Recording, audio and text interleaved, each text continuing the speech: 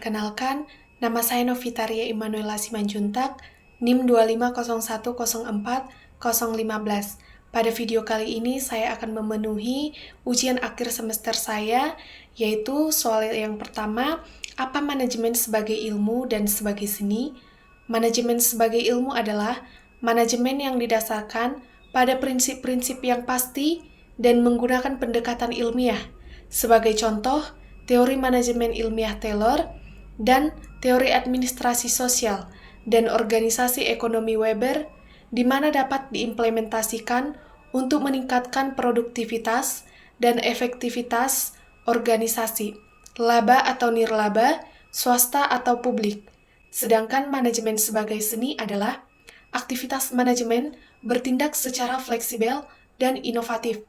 Soal yang kedua, bagaimana organisasi pendidikan seperti sekolah dapat beroperasi dengan baik, yaitu sekolah dapat beroperasi dengan baik jika memiliki kepemimpinan yang jelas, manajemen yang efektif, dan guru yang kompeten. Kurikulum harus berstruktur dan relevan, didukung fasilitas memadai, serta lingkungan yang aman dan nyaman. Pengelolaan keuangan harus transparan, didukung hubungan baik dengan orang tua dan masyarakat.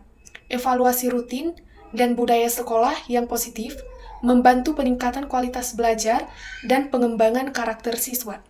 Soal yang ketiga, apa perbedaan manajemen pendidikan dan manajemen pendidikan Kristen? Yaitu, manajemen pendidikan secara umum berfokus pada perencanaan, pengorganisasian, pengarahan, dan pengendalian untuk mencapai tujuan akademik dan profesional secara efisien. Sedangkan manajemen pendidikan Kristen tidak hanya menekankan aspek akademik, tetapi juga mengintegrasikan nilai-nilai Kristiani seperti iman, kasih, integritas, dan pelayanan dalam seluruh proses pengelolaan. Dengan demikian, manajemen pendidikan Kristen bertujuan membentuk karakter dan rohani siswa, sekaligus meningkatkan prestasi akademik. Soal yang keempat, sebutkan 14 prinsip manajemen Henry Fayol di sekolah, yaitu yang pertama, pembagian kerja.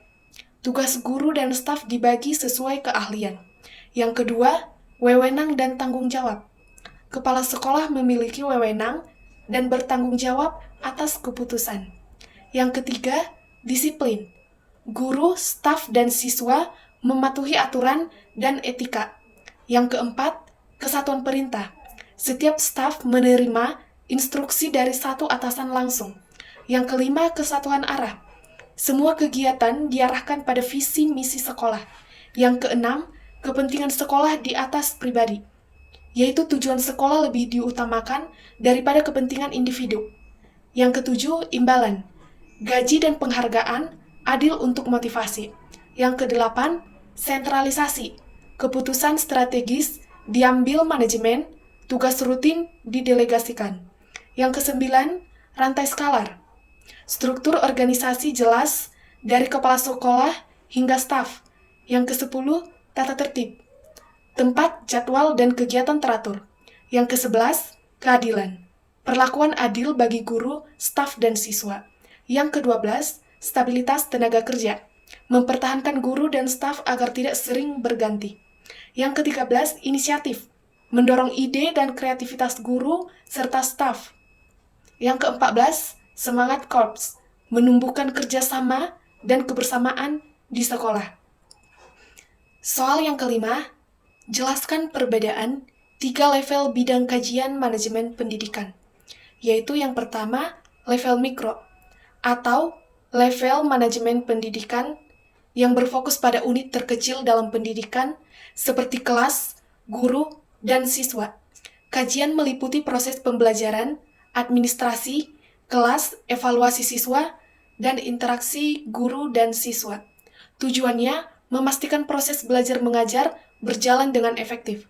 Yang kedua, level meso, atau manajemen sekolah menengah.